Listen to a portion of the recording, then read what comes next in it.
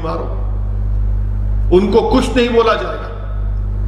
اور 3 مہینے کی حاملہ بچی کو UAPA ٹیررسٹ ایکٹ لگا دیا گیا۔ جو بیان دیے کہ دیش کے غداروں کو گولی مارو، وہ آج آرام سے بیٹھے ہوئے ہیں، اور یہ اس لڑکی کو جو 3 مہینے کی حاملہ ہے اس کی کیریکٹر اسیسینیشن کیا جا رہا ہے۔ آپ بتائیے، ظفر الاسلام صاحب جو دلی کے مائنورٹیز کمیشن کے چیئرمین ہیں، ان کے اوپر سیڈیشن کا کیس۔ ارے آخر کے کہاں جائے گا یہ؟ انہوں نے جو ٹویٹ کیا تھا اس میں انہوں نے خود کہا کہ اس ملک کے موجودہ کووڈ کی وجہ سے میں اس کو واپس لیتا ہوں، مگر جو بنیادی بات انہوں نے کہی تھی اس پر کون سا سیڈیشن لگائیں گے آپ؟ کہاں سے لگائیں گے؟ آپ اندازہ لگائیے کہ کس طریقے سے قانون کو استعمال کیا جا رہا ہے۔ جو لوگ دلی کے فسادات میں گھر کو جلائے، جن کی وجہ سے موت ہوئی، کچھ نہیں ہوگا، ان لوگ آج آرام سے گھوم رہے ہیں کہ دلی کے۔ میں نے اس وقت ہی پارلیمنٹ میں جب دلی کے فسادات پر بحث ہوئی تھی، ہوم منسٹر کے بیان کے بعد میں نے پارلیمنٹ سے باہر نکل کر جس خدشے کا اظہار کیا تھا کہ انصاف نہیں ہوگا مسلمانوں کو دلی کے فسادات میں، یہ ایک جنوسائیڈ تھا، پروگرام تھا، اور وہ صحیح ثابت ہو رہا۔ آج صفورہ زرگر کے اوپر، وہ بچی کے اوپر اس طرح کا UAPA کے سیکشنز کو استعمال کرنا، اس سے کیا انصاف ہونے والا ہے؟ کیا CAA کا پروٹیسٹ میں حصہ لینا، NPR NRC کے حصہ لینا، کوئی کون سا یہ UAPA لگا دیں گے آپ ان کے اوپر؟ افسوسناک بات ہے، بڑی افسوسناک بات ہے۔ میں اس کی مذمت کرتا ہوں اور حکومت سے مطالبہ کرتے ہیں کہ اس کو فوراً واپس لیا جائے۔ تیسری اہم بات کہ ہمارے وطن عزیز میں کووڈ وائرس کی وجہ سے لاک ڈاؤن چل رہا ہے، لاک ڈاؤن چل رہا ہے۔ مارچ میں شروع ہوا، اب لاک ڈاؤن چل رہا ہے۔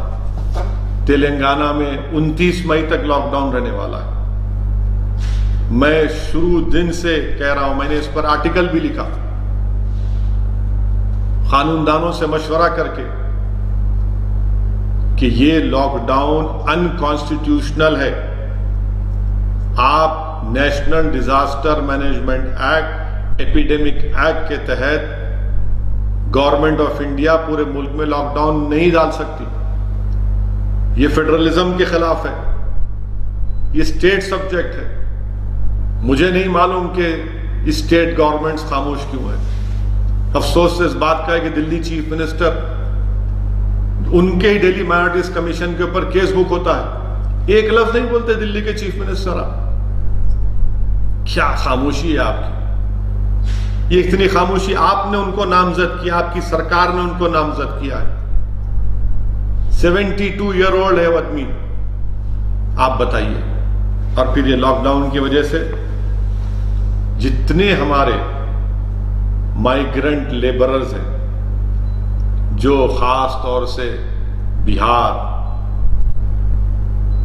بنگال، UP، جھارکھنڈ سے ہمارے دیش کے مختلف بڑے بڑے شہروں میں گئے، یہی غریب لوگ ہیں جنہوں نے ہمارے نئے بھارت کو بنانے میں اپنا رول ادا کر رہے ہیں۔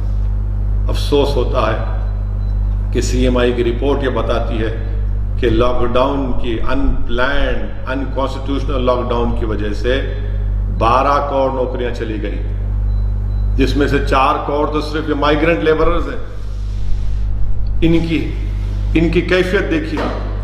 اورنگ آباد میں پیدل نکلتے ہیں، پیدل مائیگرنٹ لیبررز، اور پیدل نکلتے ہیں کتنے لوگوں کی، 16 لوگوں کی موت ہو جاتی ہے، کیونکہ وہ غریب کو معلوم کہ جو ٹرین کی پٹری کو دیکھ کر چلوں گا تو میں اپنے گاؤں کو، اپنے دیش کو پہنچ جاؤں گا۔ اس کو نیشنل ہائی وے سے مطلب نہیں ہے، وہ صرف ٹرین کی پٹری کو، ٹریک کو دیکھ کر سمجھتا ہے کہ مجھے اس طرف جانا ہے۔ تھک گئے تھے وہ لوگ، کسی نے کہا کہ وہ بے ہوش ہو کر گر گئے تھے۔ آپ اندازہ لگائیے کہ ہم کیا جواب دیں گے، ہم اپنے ضمیر کو کیا جواب دیں گے۔ مجھے شرمندگی محسوس ہوتی ہے بحیثیت ایک MP کے، تکلیف ہوتی ہے کہ میں کیا جواب دوں گا۔ میں جو دیکھ رہا ہوں بھوک کو، فاقہ کشی کو، غربت کو، بے روزگاری کو، کبھی میں نے اپنی زندگی میں نہیں دیکھا ایسا۔ اور پھر اورنگ آباد کے اس ٹرین کے پٹریوں پر 16 لوگوں کی موت، ان غریبوں کی موت، اس میں کوئی اعلیٰ ذات کے لوگ نہیں تھے۔ اور پھر وہ تصاویر آتی ہیں کہ لاشیں بکھری پڑی ہوئی ہیں اور روٹیاں پڑی ہوئی ہیں ریلوے کے ٹریک کے اوپر۔ حکمران جو ہے، چاہے وہ بی جے پی ہو یا مہاراشٹر کی حکومت ہو، کیا جواب دیں گے آپ لوگ؟ کوئی اس ملک میں ان مرنے والوں کی کوئی قیمت ہے یا نہیں؟ ان کی جان کی کوئی قیمت ہی نہیں۔ صرف ایک بیان آ گیا وزیر اعظم کا اور ریلوے منسٹر کا کہ افسوس ہوا، مگر جن کے گھر پر یہ لاشیں گئی ہوں گی یا جن کو خبر ملی ہوگی کہ جس عورت کو معلوم ہوا ہوگا کہ میرا پتی مر گیا، جو بیٹا یتیم ہوا ہوگا، جس کی ماں کی کوکھ اجڑ گئی ہوگی، کیا جواب دیں گے ان کو؟ اور کیوں مرے وہ لوگ؟ حادثے میں نہیں مرے، بھوک کی وجہ سے، پریشانی کی وجہ سے، اس کووڈ وائرس کی ڈر کی وجہ سے، پیسے نہیں تھے، اپنی عزت کے لیے، اپنی سیلف ریسپیکٹ کے لیے اپنے گاؤں کو، اپنے دیش کو جا رہے تھے، اور تھک کر بے ہوش ہو کر گر گئے۔ ٹرین آئی اور ٹرین ان کو مار کے چلے گئی۔ 800 کلومیٹر، 900 کلومیٹر، 1000 کلومیٹر لوگ پیدل جا رہے ہیں، سائیکل پر جا رہے ہیں۔ آپ اندازہ لگائیے، کوئی دنیا کی بہترین سے بہترین سائیکل ریس میں بھی کوئی اتنا لمبا سفر کوئی نہیں کرے گا، مگر اب جانا ہے ان کو۔ اتنے لوگ بھوکے ہیں، یہ سرکار کچھ نہیں کر رہی۔ ٹرین میں بھی جا رہی ہے تو ٹرین کا ٹکٹ پوچھ رہے ہیں، 1-2 ٹرین گئے، اب تک ٹرین بھی رکنے والی ہے۔ کرناٹکا میں کہا کہ نہیں مت بھیجو ان لوگوں کو، ان کو رہنے دو یہاں پر۔ بھائی یہ انسان ہے، اس دیش میں سمویدھان ہے، آئین ہے، کانسٹیٹیوشن ہے، رائٹ ٹو لائف کے خلاف ہے، پرسنل لبرٹی کے خلاف ہے۔ کیا کر رہی سرکار ان مزدوروں کے بارے میں، مائیگرنٹ لیبررز کے بارے میں؟ اتنی ٹرین چلائیں گے، فلاں، ارے بھائی لے کے کیوں نہیں جا رہے پھر آپ نے ہر اسٹیٹ گورنمنٹ کو آپ بولنا تھا کہ ہم یہ دے رہے ہیں آپ کو، یہ پبلک ڈسٹریبیوشن سسٹم سے ہم آپ کو چاول دے رہے ہیں، گیہوں دے رہے ہیں، باقی ان لوگوں کو کچھ نہیں۔ ملینوں ٹن پڑا ہوا ہے، اور اتنے بڑی تعداد میں یہ مزدور جو بہار، بنگال کے، آپ کے اتر پردیش کے آئے ہیں، ممبئی میں پھنسے ہوئے ہیں، اس کا کوئی حکومت کے پاس کوئی جواب ہی نہیں ہے، نہ ان کے پاس کچھ ہے۔ انڈسٹری کے لوگ بولتے ہیں کہ نہیں ان کو واپس مت بھیجاؤ، کمپنی شروع ہوگی دوبارہ۔ یہ سلیوری ہے، اور یہ سلیوری ہمارے آئین کی آرٹیکل 23 کے خلاف ہے۔ کیا ہم کو ٹریٹمنٹ کر رہے ہیں؟ مجھے نہیں لگتا کہ یہ لوگ پھر واپس آئیں گے۔ جس طریقے سے ہم نے ان سے سلوک کیا، کم سے کم تلنگانہ کی حد تک یہاں کی حکومت نے ان کو امداد دی، ان کی کچھ مدد کی، یہاں پر ان کو کچھ کام دیا، کھانا پہنچایا تھوڑا بہت حد تک۔ میرے عزیز دوستوں اور بزرگوں، آپ دیکھیے کہ یہ ان پلانڈ لاک ڈاؤن کی وجہ سے، اتنی تکالیف ہو رہی ہیں، اتنی مصائب اور مشکلات میں اضافہ ہو رہا ہے کہ ہم بیان بھی نہیں کر سکتے۔ بچے بھوکے ہیں، عورتیں پریشان ہیں۔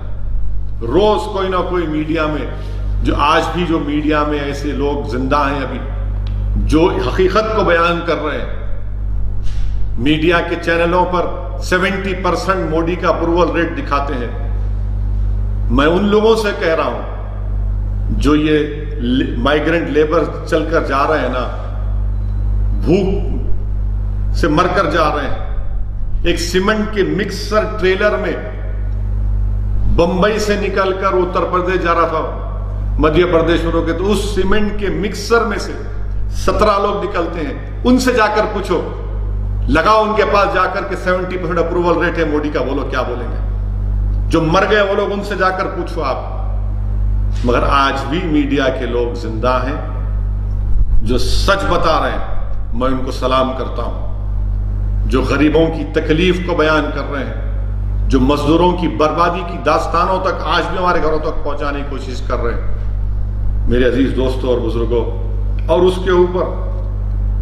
کے اوپر سونے پہ سہاگا یہ ہے کہ پھر ان تمام مصائب اور مشکلات میں بھی مسلمانوں کے خلاف نفرت.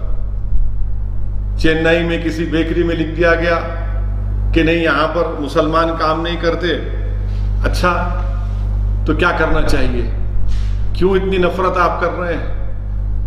آپ اس طرح کے نوٹسز لگا کر، یہ آرٹیکل 17 کا وائلیشن ہے، انٹچبلٹی برخاست ہو چکی ہے، اور آپ وہ نوٹس لگا رہے بیکری میں. کیا یہ لوگ کیا انسان کہلانے کی ولایت ہے کہ اس طرح سے حرکت کر کے یہ کیا جا رہا ہے؟ علی گڑھ میں ایک بچے کو اتنا مارا اور پیٹا گیا صرف مسلمان ہے بول کے. میرٹھ میں پولیس جا رہی ہے، ایک ترکاری کی منڈی ہے، اس کو الٹ دیے پولیس والے. کیوں بھائی؟ وہ غریب ہے، ترکاری بیچ رہا ہے، اس کو پلٹا دیے. آخر یہ نفرت کہاں جا کے رکے گی؟ ایک بات ذہن نشین کر لیجیے آپ کہ جو لوگ آج وطن عزیز میں یہ نفرت کر رہے ہیں، ظلم کر رہے ہیں، اتنا ظلم آپ کر سکتے کریے. ہم بھی دیکھنا چاہ رہے ہیں اور دنیا دیکھ رہی ہے آپ کی حیوانیت کو. دنیا دیکھ رہی ہے کہ آپ کے ظلم کو دنیا دیکھ رہے، ہم بھی دیکھ رہے ہیں. مگر یاد رکھیے تاریخ کبھی آپ کو معاف نہیں کرے گی. آپ مائیگرنٹ لیبررز کو جو 16 لوگ مر گئے ان کی زبانوں کو تو آپ خاموش کر دیے. آپ مار کر مسلمانوں پر ظلم کر کے ان کو خاموش تو کر سکتے ہیں، مگر یاد رکھیے تاریخ کبھی معاف نہیں کرے گی آپ کو. تاریخ کبھی معاف نہیں کرے گی. ہم اس کو یاد رکھیں گے. ہم انسان ہیں، ہمارے سینوں میں دھڑکتا ہوا دل ہے، ہم اس کو یاد رکھیں گے.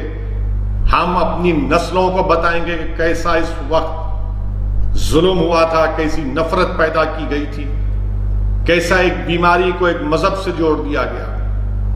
میرے عزیز دوستوں اور بزرگوں، یہ ہمارے ملک کے لیے ٹھیک نہیں ہے، ہرگز ٹھیک نہیں. ملک کو مضبوط کرنا ہے. ملک مضبوط نہیں ہو سکتا اس نفرت سے. ملک مضبوط نہیں ہو سکتا جب ہم غریبوں سے اس طرح کا برتاؤ کریں گے. کون سی محبت کے مظاہرے ہم کر رہے ہیں کہ جب بھارت کی ہائی ویز کے اوپر دلی سے، ممبئی سے، حیدرآباد سے، بنگلورو سے، چنئی سے لوگ جا رہے ہیں اپنے وطن کی طرف. کیا جواب دیں گے ہم ان لوگوں کو؟ اور ان کا قصور کیا؟ اس میں صرف غریب ہیں. اپنے گھر کو، اپنے بچوں کو کھلانے کے لیے، اپنے گھر میں ایک چراغ جلانے کے لیے، چولہا جلانے کے لیے ہزار کلومیٹر دور اپنے گھروں سے پھنسے پڑے ہوئے. گجرات سے فون آتا ہے، سورت سے آتا ہے کہ ہم کو جانا ہے، ہمارا انتظام کرو. ہم جانا چاہتے ہیں، بہار کو جانا چاہتے ہیں، سیمانچل کو جانا چاہتے ہیں، کشن گنج کو جانا چاہتے ہیں، اراریا کو جانا چاہتے ہیں. میرے بھائی، میرے عزیز دوستوں اور بزرگوں، میں امید کرتا ہوں کہ ہماری حکومت حرکت کرے گی. دیکھ لیا نا آپ نے جو لوگ ہمارا مذاق اڑا رہے تھے جب ہم نے کہا کہ دیے جلاؤ، تھالی بجاؤ، یہ سب اس سے کچھ ہونے والا نہیں ہے. آج دیکھ لیا آپ نے ان لوگوں کے، غریبوں کو 4 کروڑ مائیگرنٹ لیبرز کی نوکری چلے گئی ان پلانڈ لاک ڈاؤن کی وجہ سے. آپ خود سوچئے کہ تلنگانہ میں 11,000 کروڑ ریونیو آتا تھا اسٹیٹ کو، آج 1200 دن کو، آج 1200 نہیں آ رہا.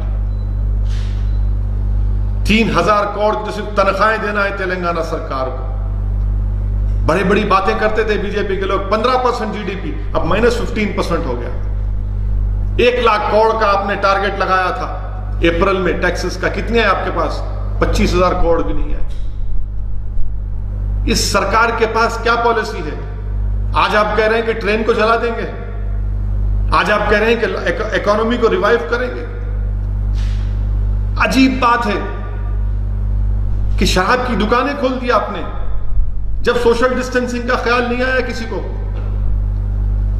9 بجے شراب کی دکان کھلنا اور 6 بجے لوگ کھڑے ہوئے ہیں، وہاں سوشل ڈسٹینسنگ نہیں ہے. ہزاروں کی تعداد میں لوگ ایک دوسرے سے چپکے ہوئے ہیں. کیا شراب خریدنا ہے؟ واہ، یہ گاندھی کا ملک ہے نا، یہ نانک کا ملک ہے، یہ امبیڈکر کا ملک ہے، اور لاک ڈاؤن میں شراب کی دکان اور کوئی سوشل ڈسٹینسنگ نہیں ہے. کیوں نہیں؟ ریونیو آتا. میں وزیر اعظم سے کہنا چاہ رہا ہوں، وزیر اعظم شراب کی دکان کھولنے سے اگر آمدنی ہو سکتی ہے تو آپ نوٹ چھاپیے نا، ریزرو بینک کے پاس ریزرو ہے، فورن ریزرو سے نوٹ چھاپیے، آپ اسٹیٹس کی مدد کریے۔ میں وزیر اعظم سے پوچھنا چاہتا ہوں کیوں نہیں آپ تلنگانہ کے چیف منسٹر کی ان تجاویز کو کیوں نہیں قبول کر رہے؟ آپ FRBM ایکٹ کی لیمٹس کو 3% سے 5% کیوں نہیں بڑھا رہے؟ آپ ویز اینڈ مینز ایڈوانس 100% کیوں نہیں کر رہے؟ آپ PM کیئرز کو